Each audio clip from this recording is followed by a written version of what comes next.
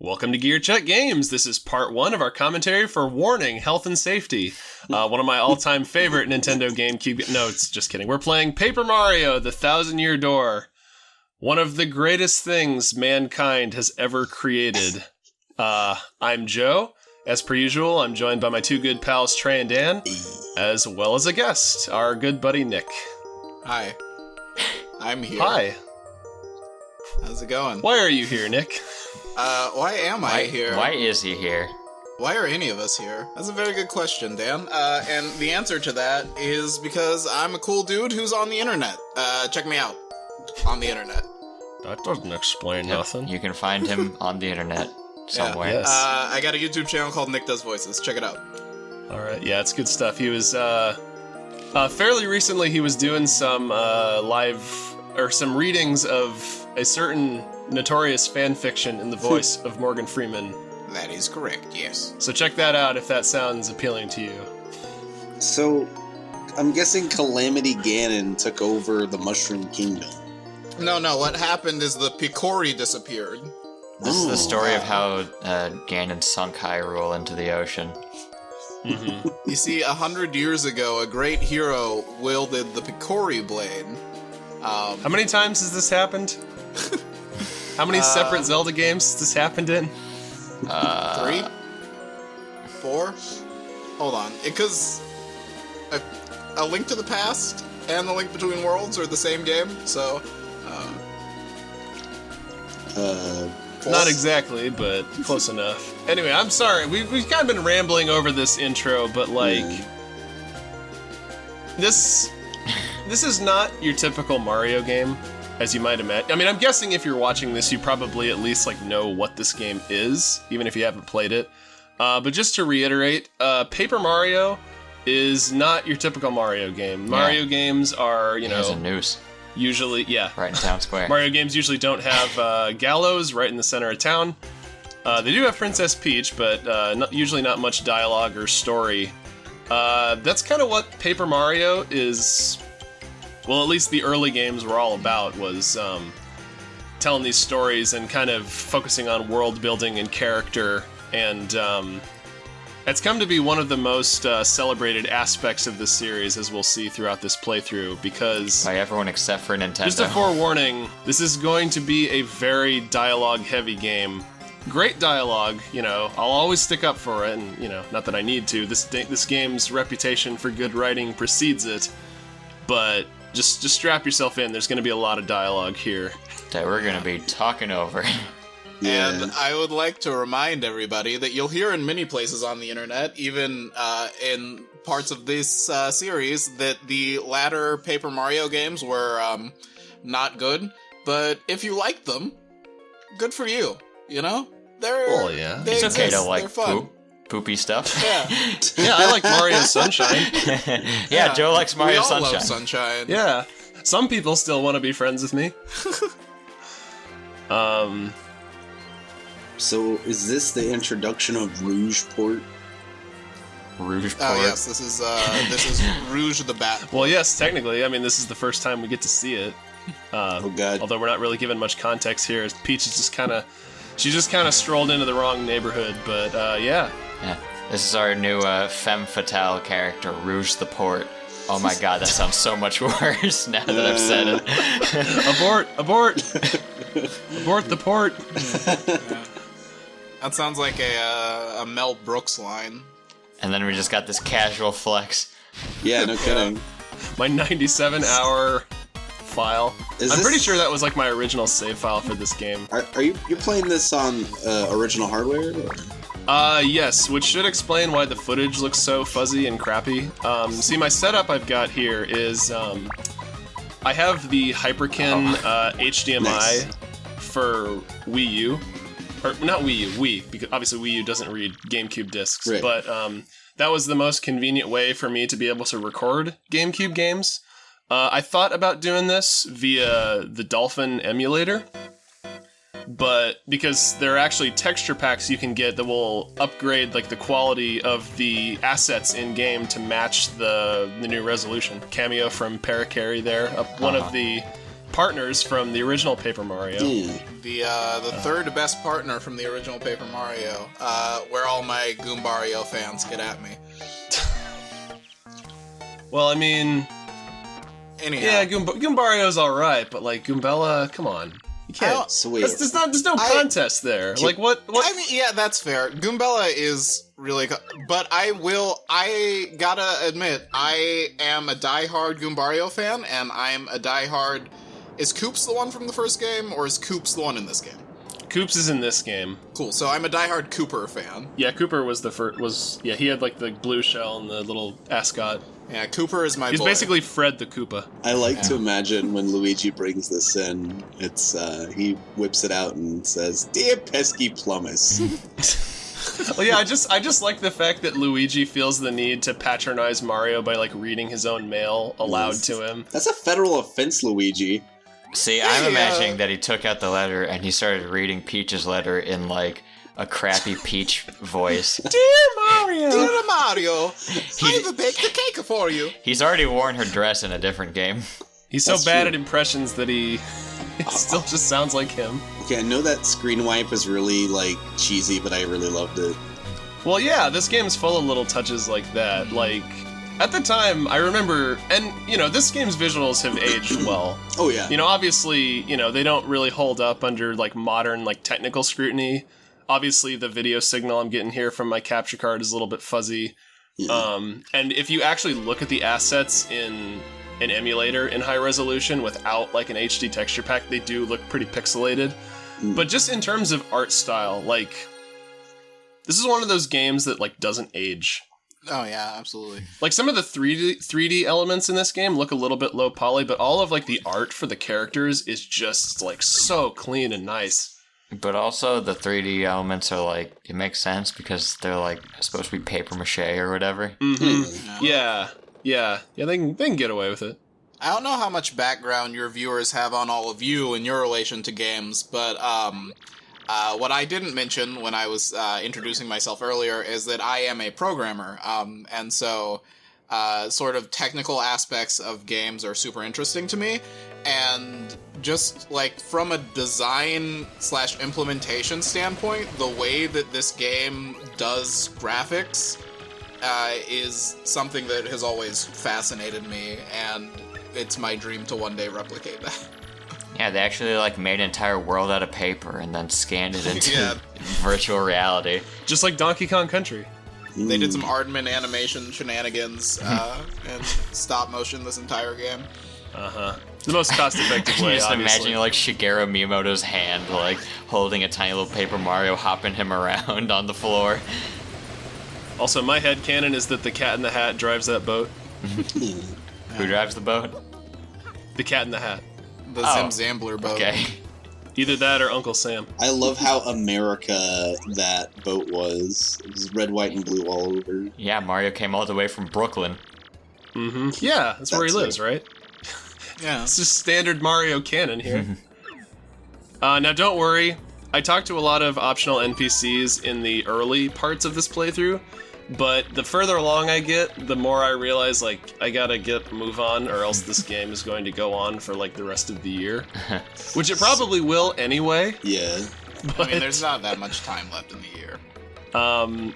I would encourage anyone, if you haven't already, track down a copy of this game. I think it's like $50. It's usually 40 used. usually where I've seen 40 to 50, Yeah. which honestly, for this game, isn't Really too good bad, deal. like, for what you're getting.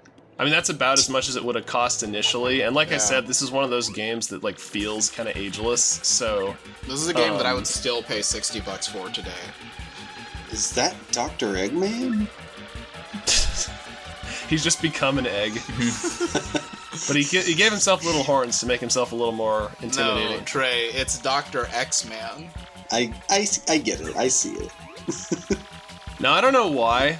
Probably because at the time I played this, I didn't have much frame of reference, but I've always imagined Lord Crump here to have the voice of Rex Kwon Do from Napoleon Dynamite. Oh my god. And every time I Do you play this think- game myself, I always read his dialogue in Rex Kwon Do's voice.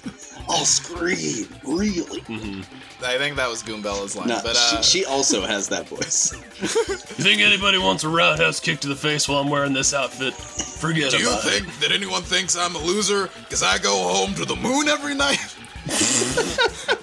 Forget about it. Also, I love this Babam over here who's like, awesome, they're about to fight. Yeah, it's like high school all over again. Like, dude, you wanna do something? He's a bomb. He can only explode at him. Yeah, he'd probably just make it worse. Smelly lunatics, jeez, it's Aw. savage. Do they ever take those What do they look like under those leotards anyway? I mean, they could look like anything. Mild spoilers, later in the game, Princess Peach puts on an x-naut costume, and she just looks like an x-naut. Like, she's like crushed into the costume. Yeah. So they could look like anything if that's how the costumes work. Maybe the costumes are bigger on the inside. Possibly. Yeah, they're Remember, like Pokeballs. Mario, don't sweat the small things. you just turn into energy and like inhabit the costume. Yeah. So yeah, once again, we're playing ourselves a turn-based JRPG, but the Mario RPGs distinguish themselves through their use of action commands. Like, Yeah. instead of just picking an attack from a menu, you also have to input certain button commands in order to get the most out of the attack. Like, if you want to just do damage, you don't have to do anything, but like for the jump, for instance, if you want to like do max damage, you have to like time a press of the A button once you land on your opponent, and you'll get another bounce out of it. Or with the hammer, obviously, you have to hold left and like let go at the proper time, just to kind of make it feel a little more tactile and engaging. Yeah, they're incredibly engaging. Like, you can't passively play these games. Heck, this one you can't even like leave unpaused during a battle because and we'll get to this later, but like eventually you're gonna have an audience watching you, and people in the audience will throw things at you, good or bad. So like if you just leave a battle on and like go to the bathroom or something, there's a chance that while you're gone, one of your audience members will just throw a rock at you. You'll come back and you'll have like less health than you had before. It's like, what happened? Can't the stage fall on you as well if you're not paying attention? Just random like stage elements will fall from the ceiling. We're getting way ahead of ourselves, but like, I couldn't wait to talk about this game. I love this game. This is this is like top 5 for me, like greatest games I've ever played. It's so silly too. Like, just stuff like this happens all the time. Yeah. And it's such a great Well, sense and of I humor. think the Mario RPGs in general kind of have a reputation for like silly humor. Yeah. Or just like quality humor in general. But one of the things we'll see throughout this playthrough is that this game that I think works about the earlier Paper Marios that doesn't work so well from what I've seen of the later ones is that there's a lot of comedy in this game, but it's kind of relegated to like just elements of the story and the characters. Like overall the plot is like a serious like adventure story plot. But there are all these funny moments sprinkled throughout, so like you get the best of both worlds. Like you get these fun little endearing scenes with the characters goofing off, but you've also got an engaging story that gives you like a sense of progress and adventure and, stakes. So I have a very important question. The dudes who run the badge store that one of them walked by, like that guy that's just walking by, what is he? The mouse or the dog? Is he a dog? Is that what these guys are? The guy with the yellow hair? I think he's a dog. Pay no attention to the people in the background. Oh. They're chucksters, don't worry about it. Oh, no. Hey, never turn your back on a chuckster. They'll stab you. They'll chuck you into the void. In fact, speak of the devil. Oh my god. Once again, this is not your typical Mario game. Like, and just to put things in context for myself personally, this was the first Mario game I ever like played extensively. So I thought like, oh, I gotta play the rest of the series because it's all like crazy like this. And then, find out like, oh, Mario's more of like a gameplay oriented series, which is great. That's, it does that really well. But I did kind of miss this like level of just fun and creativity and like the characters and worlds and everything for a while. Thankfully, they kind of brought that back with Odyssey, so. Meanwhile, I played this after my first Mario game, and I was like, wow, this isn't quite as crazy as what I'm used to. I mean, I can actually see these bosses. Yeah. Dan, you right. need to just reference that in every series in some way. I'm pretty sure because we've brought it up in most of them anyway. You haven't in like the year or two. Well, it's been like 3 years now since we did that. You haven't lost that cart, have you? No. Perfect. You gotta when you're back in town, and by town I mean back in a state that's closer to us all. You gotta use a capture card, and we gotta do that for GCG. I know he's off screen, but like, whatever happened to Toadsworth? I don't they use him anymore. Oh yeah. He He was in Bowser's Inside Story, and that's the last I remember him. I think it's because of the whole Toad thing, where like Nintendo decided, because Miyamoto can't make up his mind if Toad is like a single like homologous We are thing, Toad. or We like are one. yeah, exactly. Is he a character? Is he like a race of creatures? What is Toad? Trust the fungus, man. So Trust the fungus. Because I guess the whole thing with, like, you know, the purpose of Toadsworth is to be that character who's like, oh, Mario, the princess has been kidnapped and you must save her. Which was what Toad originally did, so, like, functionally they're the same. But I like that Toadsworth has, like, kind of a distinct design and a personality, and, like, it makes sense for him specifically to be worried about the well-being of the princess. and he'll also force you into Mercy Rule in Mario Baseball. I was going to He say, can whenever I think of play. Toadsworth, the first thing I always think of is that he was real good at hitting just like regular shots in Mario Baseball. Yeah, he could send those. He was a good all-rounder, fast, good hitbox on his bat. He had a terrible hitbox on his back because it was just like the Yeah. smallest one. But when you did hit, it was like a nice hit. Yeah, if you were used to it, it was really. Early on in Goombella's monologue, she talked about how, oh, you're the Mario. Oh, cool to meet you. She's not like incredibly impressed that you exist. She's just Yeah. like, oh yeah, I've heard of you. Because she's a college student. You've been there, Trey. We don't care. They care about nothing. In fact, she wants to get run over by a mushroom bus right now so she can get free tuition. Wow. I mean, I guess if there was ever a Mario game for that to happen in, it would be this one. Yeah. You know, we've still got the gallows in the center of town and all the Yeah. graffiti in the alleyway. But one little detail that didn't make it into the US version of this game, in the Japanese version, there is a chalk outline of a toad's body in the back alley. Yeah, in like a back alley. I a love storeroom. Oh, in the storeroom. Okay. Yeah. My bad. Yeah, Dan probably is going to be fact-checking me on a lot of this stuff. because like, Dan follows Strider7X on Twitter, so he This- knows this all is those true. details. Who is I'm sorry, who is the Strider He's person? he crashes Paper Mario. he's the Okay. Paper Mario guy. This playthrough sponsored by Strider7X. He's the guy who baked a cake for 4 years, and it came out perfect. Uh-huh. I like that. Thank goodness. I like that all these Goombas and dog people and Koopa Troopas, they all have like different clothes and like accessories to like differentiate it. themselves. Mm-hmm. We're not. I was just trying to get a mention- thumbnail there. Yeah, we're not gonna mention that at all. We're not gonna talk about that. We're not gonna talk about that at all. Mario's so innocent he thought it was a swing. He's so pure. Yeah, you can't corrupt Mario. He's just... He's the hero's hero. So what is it that this place sells? Is it soda? Is it juice? Chocola Cola. Yeah, Oh, no. Exactly. Yeah.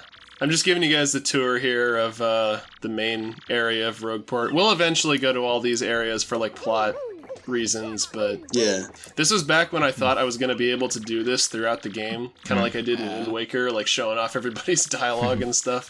So the fellow downstairs, who to even mention his name would spawn discussion. What is he? Flavio? Yeah, Flavio. Exactly. What Isn't he from like one of the guys from Superstar Saga? I'm trying to get a star piece here, but I screw up. And then I forget to get it until after chapter 1. You don't need the star pieces for a while, do you? Well, as soon as you complete like the first part of the prologue, you can exchange them, because the star pieces are basically like an alternate form of currency you can use to get badges, which we'll talk about later. They're usually hidden like behind like little lips in the wall or under panels in the ground. Basically just to give you an incentive to explore the environments and like to backtrack to places you've been to before. But yeah, that's it for part 1 of Paper Mario: The Thousand Year Door. Hopefully we'll see you here back for part 2. Hopefully.